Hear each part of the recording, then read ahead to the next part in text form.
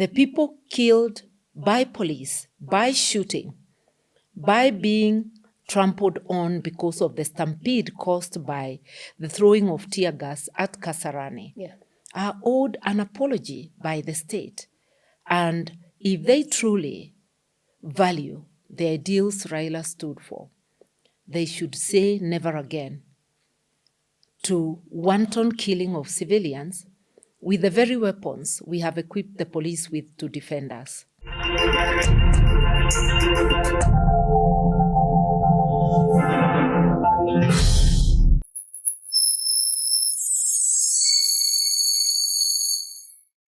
Hey there, and welcome to Fanya Mambo Africa here at the Alpha House. Today I am hosting the party leader, PLP, and also who was the running mate recent, before Raila Odinga passed in the 2022 elections. She was her running mate. And of course, I'm speaking about none other than Senior Counsel Martha Karua. Karibu sana. Asante. How is the going? I know it's been tough for most Kenyans. It's been hard just going through the grief, acceptance, and everything has to be rushed because Raila said 72 hours, and so we had to obey that. I don't think it was rushed. I think it was a godsend for him to say he wants to be interred quickly. It wasn't exactly 72 hours. Yeah. It was a little bit past that. But well done to the team that did it, considering that he passed away in India. He had to be brought back quite swiftly the second day, and for all the processes to take place. I think it's a shock. We are still internalizing what has happened. It's something quite significant, and the death of Right Honorable Raila Odinga will cause ripples for a long time, especially in the political terrain in this country. Okay, and I think during the burial that was evident, you could tell. Yeah. But before we get to that part of the politics, a lot of people are questioning why the opposition was sort of ignored at Nyayo Stadium. And even when they went to Bondo, it was just Honorable Musyoka who was given a chance. Yet Raila Odinga stood, most of his politics was in opposition. I think it's cancel culture. They were trying to erase any memory of his association with the opposition, which is not quite right. It is a state burial, or rather it was a state burial. Yes. But who is the state? The state is all of us together. It's you and me, and those put in authority. The state does not mean merely those in authority. So it shows that there is warped understanding of the state by Ruto and his brigade. They cannot turn a hero's funeral into a UDA affair. It was UDA and a section of ODM, not the entire ODM. It was quite evident that those who spoke were choreographed, except for Governor Orengo, perhaps Anyang' Nyong'o, and Edwin Sifuna, the Secretary General. Everybody else was speaking to a script, and they even dared call the elders because they want to spellbound the community in Luo Nyanza that this is where we were left, this is the paddock we must grace. Only for Edwin Sifuna to tell them don't put words into the dead man's mouth.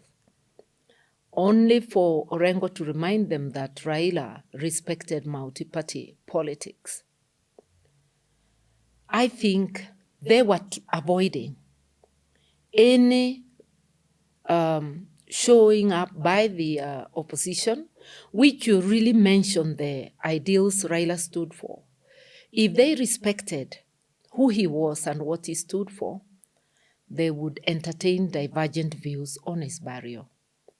Yes, they allowed Kalonzo Musyoka, but we were there. Yeah. I was his last running mate. Yes. There were other figures of the opposition like Eugene Wamalwa Matiang'i. There was Charity Ngilu, all those who knew him quite well. I'm not saying that everybody has to have a chance to speak. Time may not allow, but formally recognize that his colleagues from the opposition are here. That's what makes a national event, having everybody around. And I think, as you would know, the family was overwhelmed, and it's the state that was in charge of the program. But on my part, and on the part of my colleagues, we said We have no issue. We went there to bury our colleague, to show solidarity with the family, to pay him his last respects, and we did exactly that, irrespective of what anybody else did. But if I had a chance to say anything, Yes, I would have reminded them that he stood for multi-party politics, which is ingrained in the Constitution, and that we were not going to allow, we will not allow the country to slide back into one-party rule. Because if William Ruto has his way, then everybody will be collapsing into his KK regime. Number two, he stood for human rights. Therefore, the people killed by police, by shooting, by being trampled on because of the stampede caused by the throwing of tear gas at Kasarani, are owed an apology by the state. And if they truly value the ideals Raila stood for, they should say never again to wanton killing of civilians with the very weapons we have equipped the police with to defend us. They ought to have promised to investigate and sanction the culprits who shot, because they shot directly. Bullets to the head are not by mistake. To the chest are not by mistake. And we saw some of the bullets on those corpses. They also should have been a little bit more open to talk about the deaths, not try to hide them under the carpet, both at Nyayo Stadium and at the funeral at Bondo. They should have spoken and apologized for those deaths. So there are many things we could have told them, but one or two on what William Ruto must do for us to believe that he truly is mourning Raila, not dancing on his grave. Okay. During the same event, of course, the whole brigade of ODM trying to say they were left in government and all that. And Sifuna says you can't put words in the mouth of the dead. Yes. And there's even a video now that keeps coming out of when Raila Odinga said ODM has not said it will support the government. And who told you that ODM will not have a candidate? And then the president during the speech says that ODM will either be in government or will form the next government. Yeah. And he will not allow the party to die. What do you think he's saying? I will not be surprised if William Ruto abandons his party and now jumps on to ODM for dear political life. He knows. So to kill UDA totally? He's thinking about his political life, not about parties. So out of opportunism, he could jump on that bandwagon. And it is his right if he wishes to do so and if ODM accepts him. But we are not also going to be sitting idle. We'll also make our moves as is required. And many Kenyans will make their moves. One thing is certain. Nobody can hold the support base of the fallen hero the way he did. Nobody, not in ODM, not in KK regime, nobody can replace him. So there's a scramble for his base. It is okay for William Ruto to make the moves. It's okay for those who are in the bread-based government within ODM to make their moves. It's also okay for those who do not agree with them to make their moves. So let us all scramble for the space that has been left. Well, at it, why do you think Orengo insisted that political parties must be allowed to exist independently while working for the common good of the citizens? Orengo was not talking out of turn. It's something he believes in. He's one of those who fought for multi-party politics and bore the brunt of it. During the Moi era, during the one-party rule, Orengo and others were still rebelling, even forcing him into exile because of the hostility of the regime. Orengo is a hero himself of the second liberation.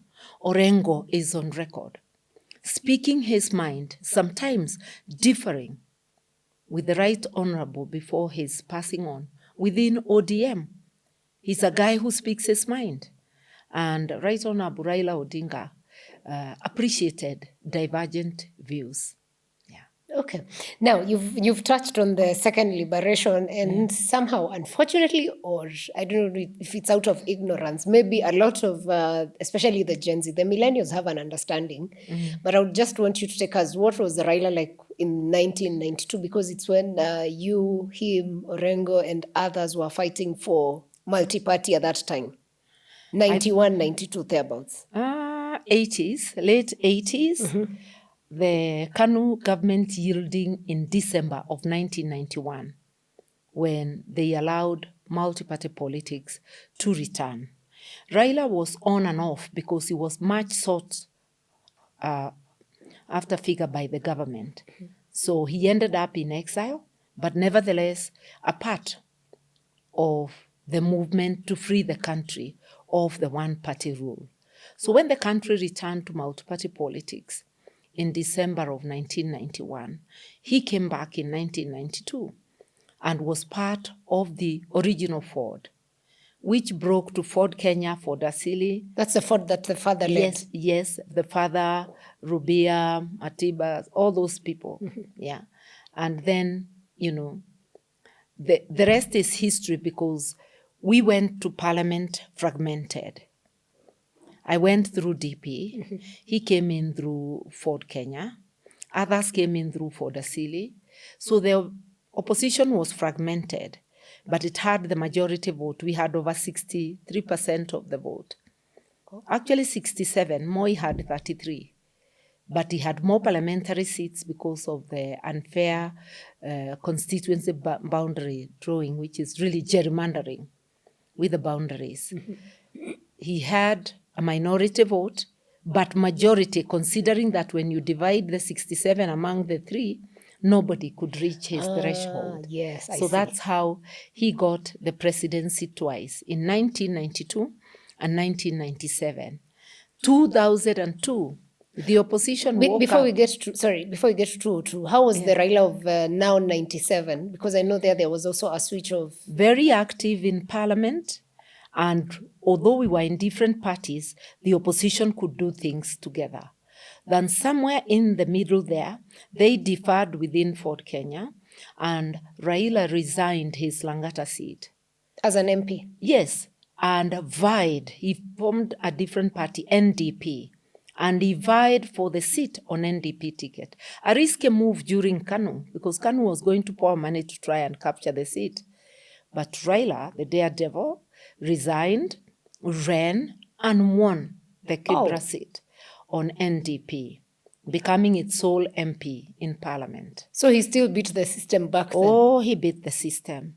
And then ran up to 2002 elections. He joins KANU, NDP joins KANU. In government, that time it has more MPs because in the 1997 December elections, NDP got more MPs in Luo Nyanza and elsewhere. Then he now joins government and they are appointed ministers, two of them, himself and Odoyo, and there are two assistant ministers. And he goes into KANU. NDP merges with KANU. He becomes KANU's Secretary General. But more in a surprise move, appoints Uhuru, young Uhuru that time, who was totally a novice in politics. He appoints him as the candidate for KANU, leading Raila to move out of KANU to actually lead a massive walkout out of KANU, which included the then KANU's Vice President George Saitoti. And they came to join NAK, National Alliance of Kenya, or whatever it was. And that is when NARC, National Rainbow Coalition, was formed. Yeah. Okay. And that swept the elections of 2002. So Raila has been full of moves that are quite significant and have transformed the landscape. So his escape from Kanu when he was secgen, was it because he expected that he would be appointed as the candidate? There was no democracy. Yes, there were many contenders. I am sure if they had ran against Uhuru and Saitoti and lost, he would have been content. But pinpointing someone, totally undemocratic. We in the opposition were very disappointed when Raila opted to join Moi. But in hindsight, his joining Moi was a blessing in disguise because it led to the walkout. Yeah. Without Raila, the Saitotis, the Kamodos, all the heavyweights in Kanu, Ntimamas, and all the others who walked to the opposition, including Kalonzo Musyoka, may not have found their feet to walk out. And Raila then he joins you in 2002. He went and walked out with a significant part of Kanu. And Kenya was like, it's a breath of fresh air. Now we can win. They could see now the group is overwhelming. Yeah? And everybody, even those who never thought Kanu could be defeated, became opposition. And then you became the winning opposition. That's when now we became the winning opposition. And at that point, every Kenyan, without waiting to be wooed, became a campaigner for the opposition. In everybody's lips, up country and in the cities, it was this time we must rid ourselves of Kanu. And that's how Kanu lost in 2002, and the National Rainbow Coalition government came in with Kibaki as president. Okay. Yeah. You were in parliament with Raila for maybe three different... 4 terms. 4 terms. Yes. Wow, that's a long time. We entered parliament together. We exited together because we both ran for president and lost in 2013. Mm-hmm. And you couldn't at that time run for more than 1 seat. Oh, okay. Yeah. How would you say parliament back then when you and Raila were in parliament comparing to what we have today? A pale shadow of parliament. Parliament has been totally captured by Dr. Ruto. The parliament of yesteryears. And parliament died a very unnatural death after the 12th parliament. The 13th parliament, which came in 2013, the 14th and now the 15th, are a pale shadow of what parliament should be. They've become a rubber stamp of the executive, the current parliament being the worst in Kenyan history. Why do you say they are the worst? Because they are rubber stamp and they have no, they do not listen to the people they represent. In fact, I had a member of parliament, I believe it's Ochieng of MDG, lamenting when President Ruto called them corrupt. You know, the case of the kettle calling the pot black. And he was saying, you brought the finance bill, we passed it for you. You brought what? We passed it for you. Admitting, and members were thumping, so agreeing with him. So they no longer pass legislation and bills for the people. They pass for the executive. That's a rubber stamp parliament. That's a betrayal of the people's will. Okay. Mm-hmm. And in 2007, somehow the opposition was split. And of course, we got Raila's fact and Kibaki's side moving differently. It's actually the government. We were government. Oh, yes, government, yes. That was split, and it split after the 2005 referendum. And when Kibaki dissolved and formed a new cabinet, he left out. They were not dismissed. Raila was not dismissed. Yeah. The government was dissolved. And Kibaki left out those who led the no campaign in the 2005 referendum out. That was the fight for the constitution. Yes, and that's now the Orange Democratic Movement, which was a lobby campaigning against the Kilifi or Wako draft, morphed into a political party. And there was a showdown between it and Kibaki's coalition of parties, PNU, during the 2007 elections.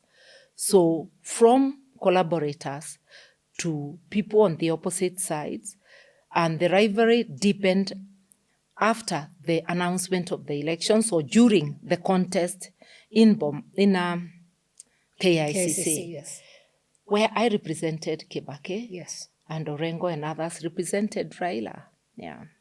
So for me, what I'm trying to catch is how you people are on different sides, but were able to work together to achieve a constitution.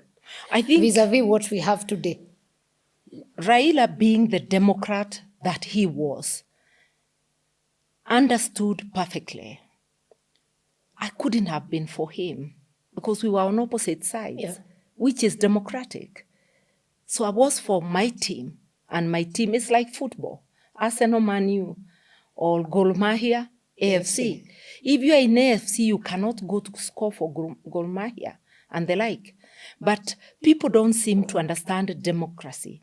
Those who are not Democrats or do not understand will not understand how I could have been supporting Kibaki fiercely, yet Raila picks me in 2022 as his running mate. It's simply that he was a Democrat who understood the divergence of opinion and that a player plays for their team, not for the opposite team. Yeah. Why do you think he chose you? Because for, I think, 3 times he went for Kalonzo, but in 2022 he decided to choose you. What were the conversations like so that he can settle on that? That is an answer he could have answered and which has gone with him, but I believe there were multiple factors. One, we went through a process of interview. So there's what the interviewers said, there's what the pollsters said, and there's what he decided. Yeah. Interesting. Yes.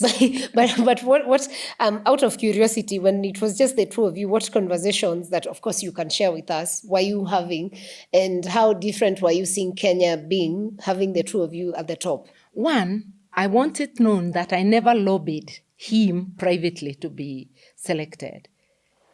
I just decided to leave it to what will be, you know. Let what will be. After I was picked, it's about the manifesto, it's about the campaign, it's about winning. And what we envisaged Kenya would be after our election is our promises in the manifesto about primary education, not primary, but the entire education from kindergarten to university being funded by our taxes. Universal access to health to everyone. About social support to at least 2 million, starting with the 2 million who are living below the poverty line. An industry in every county. Rule of law, fight against corruption. And he actually said that my office would be the workshop. And he said my office would consist of being Deputy President and Minister of Justice. So the Kenya we envisage is the Kenya that is dreamt of in the Constitution of Kenya. We were about fulfilling the aspirations of the Kenyan people as captured in the Constitution. And we never had time to keep on talking about it. We were on the move from day one, from when I was named. But we didn't need to converse, perhaps, because we came from the same background, from the trenches, fighting for the rights of the people and for the liberation of this country. For us, 2022 elections were about the economic liberation of this nation. Total liberation. Do you think, out of curiosity, do you think you would have achieved that as a team? Oh, yes. Not in a day, but a lot of it would be on now. In this country, although we are burdened currently by debts, we need to plug in and seal the leakages where public funds are being lost. We need to prioritize public needs on spending. Take decisions that are intentional and that are taken in the interest of the people. Stop use of public resources as though they were private resources.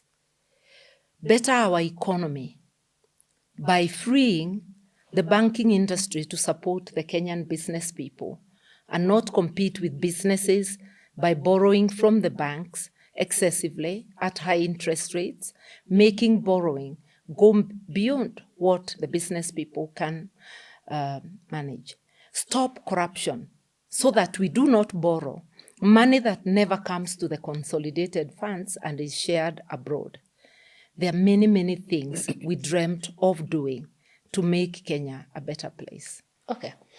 Something that is key and won't be ignored, unfortunately, but it's too bad that Baba is gone, is that when the young people went to the streets and they were killed, is when after that, months after he signed up for the broad-based government. Yeah.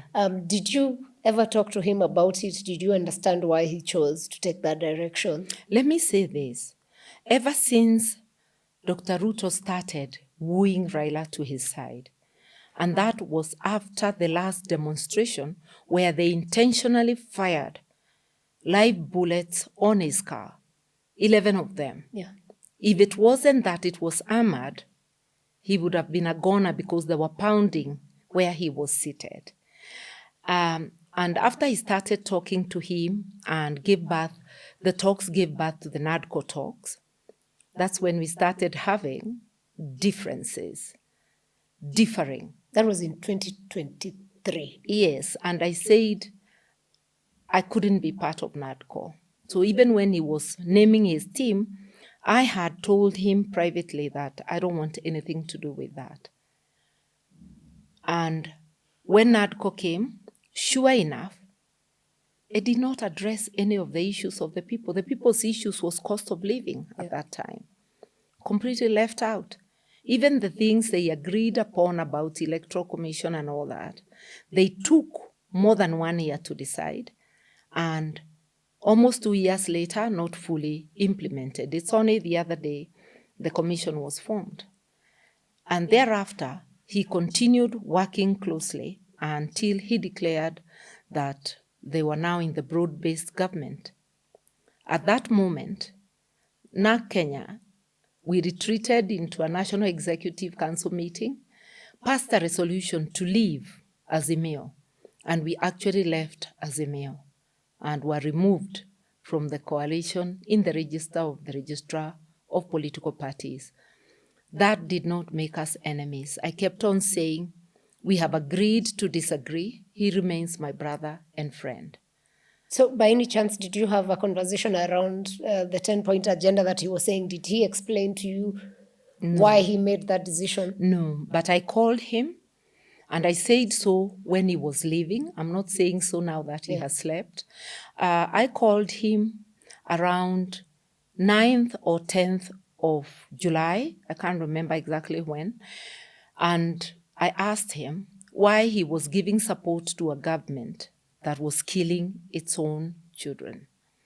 That's after the killing on the commemoration of 25th of June this year. And after the Sabasaba Day, when more people were killed. And I was so pained, and I asked him, you have fought for the rights of the people for most of your life. Why are you supporting this government that is murdering its own people? And can you reconsider your position and leave them? And I told him I was not calling him for an answer. I just wanted to leave it with him. And he did mention that those things were making him uncomfortable. And he told me that's why he was calling for dialogue. You remember he called for the conclave? Yes. So he didn't explain because I said I didn't want us to get into conversation. I was just leaving that with him. But I know from reading from his actions, I know it was disturbing him because more than once, he publicly told Dr. William Ruto to stop the abductions, Yes, the disappearances, extrajudicial killings, and torture. He told him more than once. So I know that he was not at ease with those things. But as to why he stood with the regime, I don't know. But I suppose he may have had a belief that he might be able to effect change from within. But the way I know Dr. William Ruto, with whom I was in Parliament for at least 2 terms, I know he doesn't mean what he says. Don't watch his lips, watch his moves. And you're I do speaking not of when he believe. was an MP. Yes, I believe he was a minister for the shortest time during the Moi regime, just towards the end. And he was a backbencher and an assistant minister with the influence of a minister. So now that you've gone there, out of curiosity, what was the experience like having you, Raila, and Ruto in the same parliament? It was okay. Remember, he was a junior member, not a ranking member, when he came in. And if you want to know how we viewed him, check the debate on the Constitution of Kenya Review Amendment Bill in 2001, when the entire parliament walked out and I was left debating on the opposition benches. And as I was being interrupted by points of order, I remember telling William Ruto to make a distinction between YK 92 and Parliament, and not to try and interrupt me. Because at that time, I thought he was still a greenhorn, and he was, who thought that anything goes. Yeah. What makes, I'm sure most people watching, even these people on camera, do not understand what a ranking member senior. You know, ranking member, you could just be on your second term, but if you're the most senior in that committee, you are the ranking member. So it's the senior most. Senior most in what sense? Education, experience in parliament? Experience. Okay. Yeah. Okay. Nice. Something that was also very interesting for a lot of people is how Raila was able to have political fights with people and make up and work together. We saw it with Moi, we saw it with Kibaki, we've seen it with Uhuru, now towards the end with Ruto. How was that? Only him can answer, but I must say that he's a person who doesn't carry grudges. It's not only the political handshakes that people can see, but you quarreled him one moment or disagreed fiercely, the next moment you're laughing. Not everybody is able to do that. But he had that kind of heart, a large heart, where he's able to accommodate. Yeah. Okay. Something that was interesting also during the barrio, I don't know why, but maybe you also have your guesswork, is the president saying that he wouldn't have been worried if you and Raila, of course, became the leaders during his speech. He didn't mention me anywhere. Of course, he didn't mention you. He just said Raila Odinga, but by default, it means if Raila became the president, you would have been there. What I would think is that he has the guilt, because I truly believe that Raila won the 2022 elections. And that is why Ruto's ears and KK people's ears were aching when we demanded the server. Because demanding openness is not a crime. You can audit an election long after it has happened. Yeah. If he believed he won, they would have opened and let people see so that they can settle into their presidency. So you deny a man the presidency, but you give him the full military honors of his burial. So that's what I would think. If you remember, Raila also was very insistent about winning, because after the results from the server were given by a whistleblower. Remember the demonstrations of 2023 were cost of living plus opening of the server. Yes. Yeah. So I think he knew that. Okay. But also he was happy that he was supporting him. And by giving him a state funeral, he did it also on behalf of the people of Kenya, because the state is ours. Yes. It's not his and the ruling elite.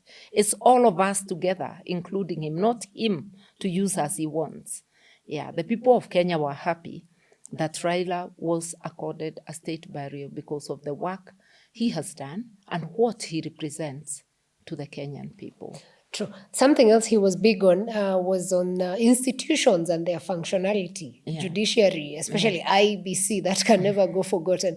Why do you think it was critical for him? Because it has nothing to do with the personal, judiciary. No, it's to do with democracy. Without functional institutions, democracy and the rule of law cannot work, not even respect for human rights.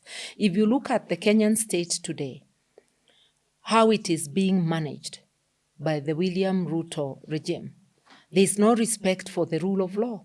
The courts have to keep on invalidating bills advanced by him and which people oppose, including the two finance bills, 2023-2024.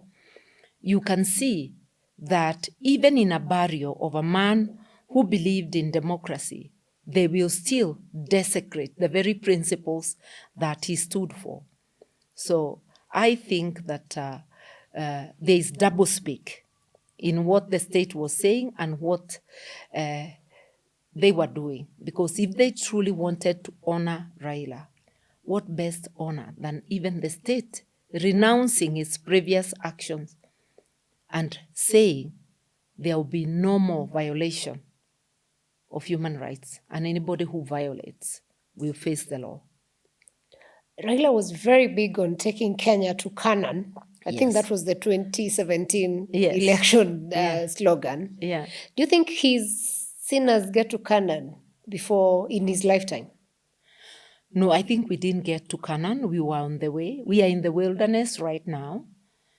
But Joshua didn't take the Israelites to Canaan. Yes.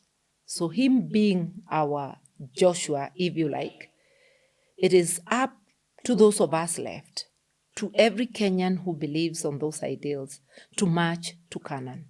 And Raila, like all of us, was human and fallible. But he represented the best of the aspirations of the people of Kenya. So let's honor him by taking on the fight. And as we say in the trenches, aluta continua. Yeah. And of course, now we can see there is a lot of drama in the ODM party, but leave ODM out of this. My question is, what does his death mean for opposition? Or rather, the united opposition? His death means something different to parties and to the entire political landscape. But even when he was alive, the ground was shifting, the political ground, and it keeps on changing in Kenya. Obviously, now there's a scramble for his base. Yeah. I would say we in the opposition, just like everybody else, will go for it. So if Dr. William Ruto thinks that he alone, by monopolizing Raila's funeral, he can inherit the base, he's mistaken. Let him know the footsteps he hears are of us, the opposition, arriving. Those are the footsteps of PLP. We are on the way. Yeah. No part is off the limits, no part of Kenya. Okay. We'll arrive in Sugoi, we will arrive in Bondo, and in every other part of this republic. Yeah. And do you think, does his departure draw the united opposition closer, or is this also a thing of, scatter like we are seeing ODM almost? I think it cannot scatter us. We cannot pretend by any chance that the passing on of Raila would scatter the opposition. That will not happen. If we do anything to undermine ourselves, we blame ourselves, not him. So let each one of us try the best to rid off Kenya bad governance. That should be our mission and has been our mission. We must continue to advance that mission. Okay. I will ask you this question. I know it may not be very, but people are reading a lot from former President Uhuru Kenyatta and Kalonzo greeting at Nyayo Stadium. What are you reading from that handshake? I read nothing because these are people who know each other. I am sure if we had been seated at the same place, we equally would have greeted him. Greetings are normal among people who are on the same side. Don't forget that when Uhuru's Jubilee was under attack, it's us in the opposition who worked to rescue it, to help rescue it. Raila being on the forefront that time, Kalonzo being there, I being there, and Kioni of his own Jubilee party and Wamalwa too. So greetings among friends are not anything odd. And Kalonzo having been given a seat in the front, perhaps on account of him being a former vice president of the country, he was able to greet Uhuru while the rest of us had walked out.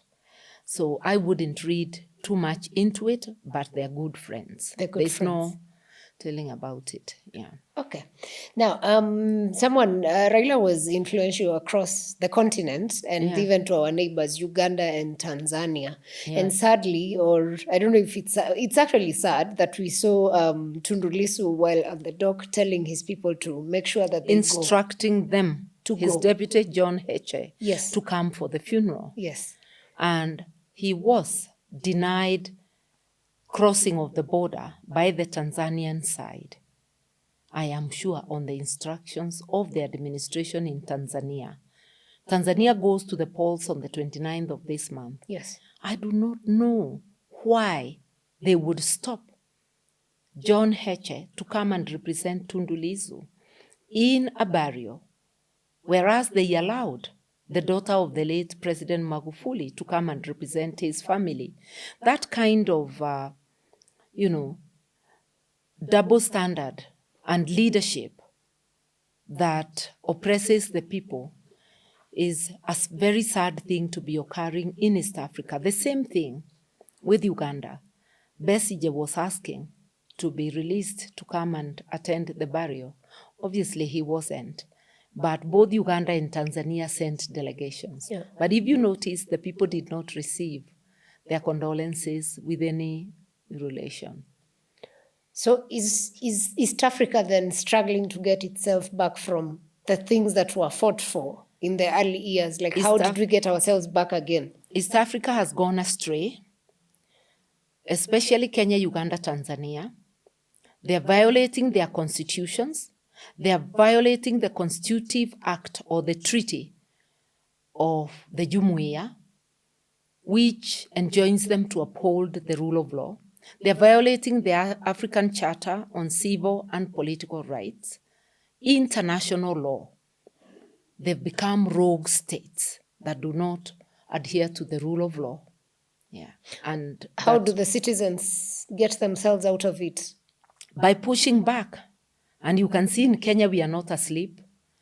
In Tanzania, they've really woken up. You saw young men going to free John Heche from police custody.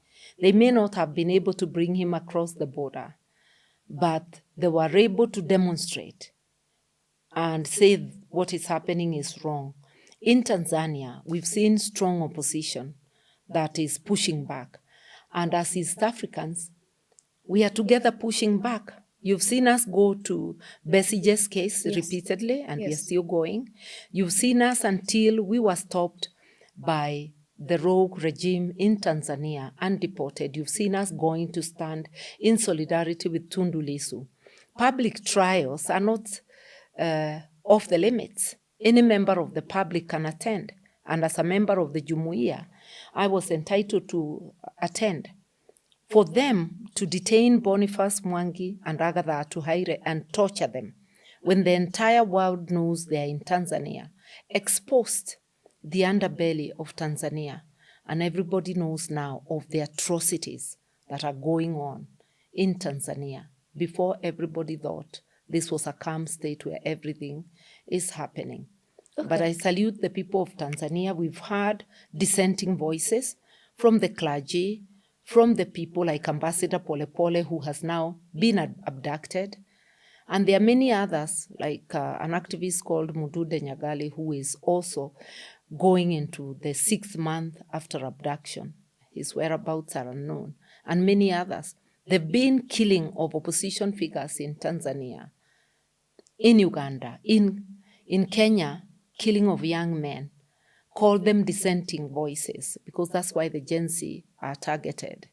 Yeah. Okay.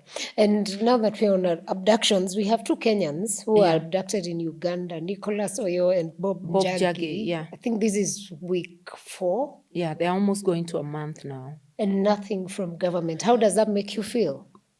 Terrible, really. And I think I made it known to the PS Foreign Affairs when I found him at the airport as we were waiting for Raila's body to arrive. Because our constitution talks of openness.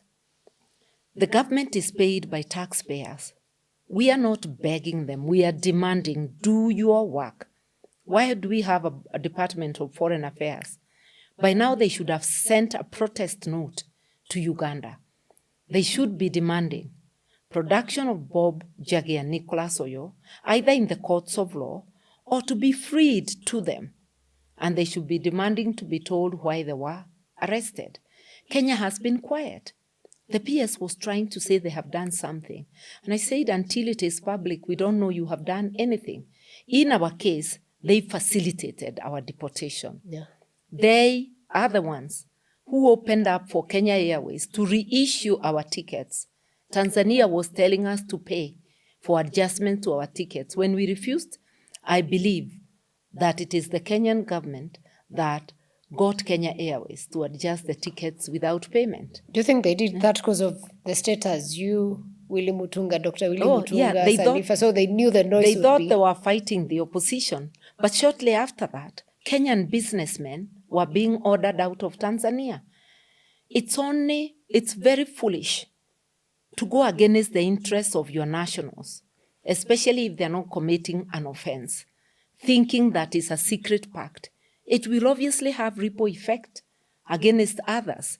You saw what happened to businessmen in Tanzania. Yeah. I don't know whether that crackdown has stopped. In Uganda, if they thought it was fun allowing the illegal rendition of Besigye, because you cannot be renditioned or taken back, extradited, without a court process. If they thought it was fun, look now, we have 2 Kenyans who have been abducted in Uganda. But it appears the government of Kenya is colluding with abductors, with torturers, because they never even issued a protest note after Boniface Mwangi was tortured. The Ugandan government also never issued any protest note. They remain mum. It is terrible. It's only Kenyans, our voices, that are echoing in Uganda. I did a press statement here in Kenya, and even in Uganda, I did a press statement last Wednesday, on the day that Raila passed. We customarily do a presser every time we leave court. So after that presser, I now stood alone after the Ugandan lawyers had withdrawn to appeal directly to President Yoweri Museveni as the elder among the heads of state in East Africa, and as the person in charge of all the security forces in Uganda, to cause the release of Bob Jage and Nicholas Oyo, or to have them taken before a court of law. But now that they have passed the days they should have been taken to court, to release them all together. And nothing is happening. We hope and pray that the government actually acts on that, because it's very sad for Kenya, and even the families worse. So when you look at Raila's legacy, for you as Martha, what would you say is the legacy? Because I was doing a story about Raila and I honestly don't know what to... His legacy is fighting for the rights of the people. We may have disagreed with him on occasions, including towards the end, on his joining a murderous regime, but that doesn't take away the fact that the constant was that he fought for the rights of the people. And even within the standing amidst the murderous regime, he was still able to call them out and say, stop these abductions, stop violation of human rights. So his greatest legacy is fighting for the people, fighting for the 2010 Constitution, which embodies the aspirations of Kenyans, and fighting for its implementation. And that's what we must carry on, all Democrats must carry on with. For people who don't know, when you say fighting for the Constitution 2010, maybe just a brief of what was his role, for people to understand, especially the younger generation, because we have kids who've just found that Constitution. Right from the start of the process, because the process took us nearly 2 decades. Advocating for a change of the constitutional order, advocating for devolution. Raila was the greatest architect of devolution, even before people knew what devolution was. Devolved power and devolved resources to the county. That is what we ended up having as county governments. And taking money and power to the counties has changed the face of Kenya. In fact, if it were not for rampant corruption, which has been devolved to the counties from the national government, we would have done better. Health services would be good everywhere, infrastructure, and many other things. So it's up to us now, because this journey is incomplete, to take up. And to every Kenyan, I'm saying, in the next elections, do not concentrate only on the presidential seat. Start by electing your ward MCA and governor. That makes your county government. And certain basic services like health, infrastructure, water, and the like are given by the county. Even if you elect a good president, they will never become your county government. So sort out your county leaders first. Then come to the national, sort out your constituency MP, your senator, and your women rep. Those are the 3 people at the national parliament. Then sort out, put the icing on the cake by getting a good president. Make sure all the 6 leaders are value-based, are people you can trust, are people you believe will work in the best interests of the people. And after electing them, follow them. Let them account for every action they do, so that your voice remains a constant, to remind them that power belongs to you, the citizen. Yeah. Very good.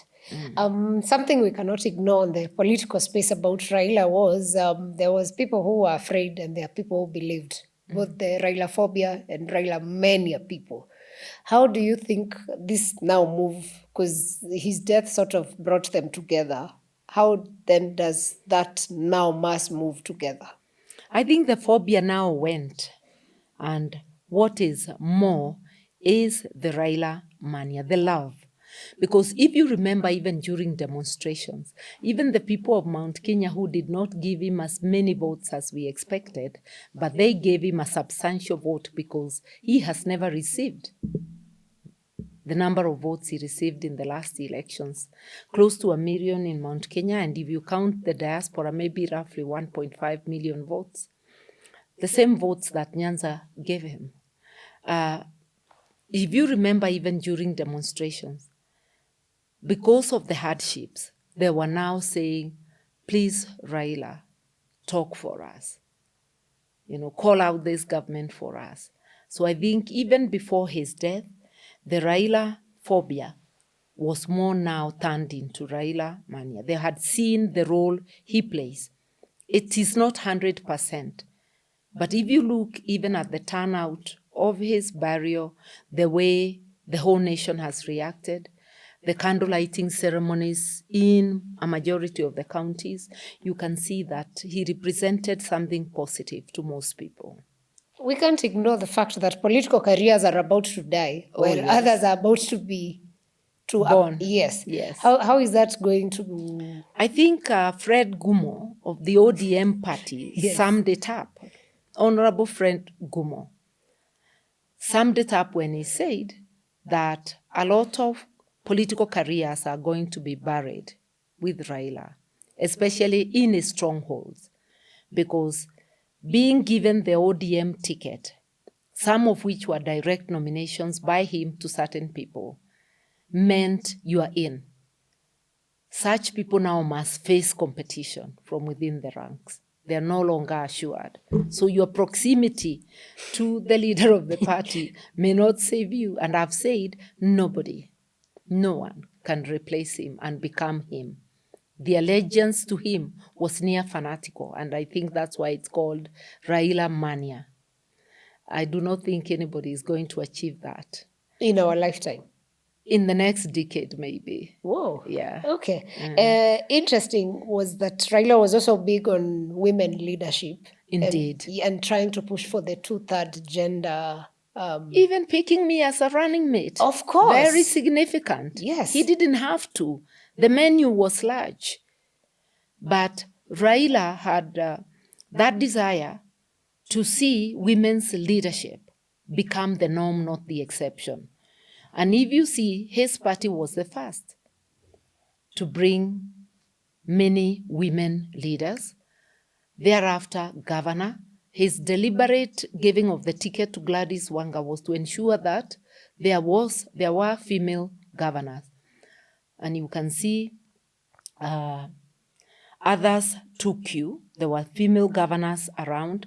But Raila has fought for the inclusion of women, even in Parliament, when we had motions for women's inclusion, whether by Phoebe Asi or by Charity Ngilu, by those of us, Raila was contributing positively to those motions. He led by example. Do you think now we have leaders who are, I mean, it's not to segregate the men, but who are big on this? Male leaders issues of that stature? No. And the women? Maybe, not at the party leadership. The women, yes. The problem has never been the women, it's the men. But I want to talk to the woman parliamentarian of today. Your allegiance, your first allegiance, especially if you've come through the women's seat, is to women. Not to if you're KK, not to William Ruto. If you're from any other party, not your party leader. So if there's something to do with women, you must speak to it and vote for it. That has not been happening. The women also have been a disappointment. Yeah. Today in the news, there's a story that Japan has elected its first prime minister. Female prime minister. Female, yes, sorry. And I'm saying here. Yeah, here. Yeah. How about Kenya? Is there? Coming shortly. I'm vying. You're vying? Oh, yes, and I'm serious about it. I love that. So I don't want us to see. There are a lot of people saying, oh, you could have been. I am not looking of what could have been. I'm looking at the possibilities, what can be. So let us focus. And it's not merely because I'm female. It's because of what I can do and I have done in the past. Wish you the very best. Demonstrated commitment and a record of delivering. I love that. We actually want to see it in Kenya. Maybe it will be the turning point for this country over the years. I'm saying we've had fathers of the nation for the last 60 years. Maybe this nation needs a motherly touch. Maybe the Kenyan cake needs a female hand to share it out without leaving anyone behind. The way we share out that small pot in the kitchen to everybody. And I believe mothers understand that better than... A majority of mothers do. I don't want to generalize. There could be an occasional one. But on 100% rating, over 90% of mothers will. So why not try something different? Yeah. Okay, I hope Kenyans give you the chance, because I believe you can change this country to what we envision and what perhaps Raila envisioned. As we come to an end, I will just ask this because it's a debate out there. Do you think ODM will survive as a party? Yes, but not in the totality of what it is today. It will morph. I don't know to what, but it will definitely morph. The death of Raila will impact on it. It's up to the members to pull up their socks so that the impact can be positive. But if they don't, the impact can be devastating. What do you see of, say, Sifuna, Babu Owino? And the young tax in ODM, basically. Their careers will rise, mark my words. Those are young men and some young women who are feeling the pulse of the nation and who are listening to the cry of the people. Their careers will rise. They are destined for greater things. Okay. Yeah. Good to hear that. Maybe your closing remarks and words that you would say to Kenyans, of course, as we go through this period and into the future. Like I have said, Raila did his bit. May he rest in peace. But we must say a luta continua. The dream and aspirations of Kenyans as captured in our constitution, that Kenya be a land of prosperity enjoyed by everyone, that we all are able to develop our potential, that our rights are respected, that we live under the rule of law, where the greatest and the lowest are equal before the law. That dream is for you and me to push to fruition. Raila left us in the political wilderness. Let us hold hands together, as many as are of goodwill and who wish to see Kenya march forward. Let us march together. Let us together go to Canaan. Thank you very much. Indeed, let us march together as Kenyans and head to Canaan. Yeah. Of course, that's we've been speaking to the PLP party leader, senior counsel Mother Karua, and it's been good to understand that side of Raila that we didn't know, and also to hear your perspective about it and what is happening in the country. Thank you for joining us. Thank you for you who's been watching to this end. We'll catch you on the next episodes.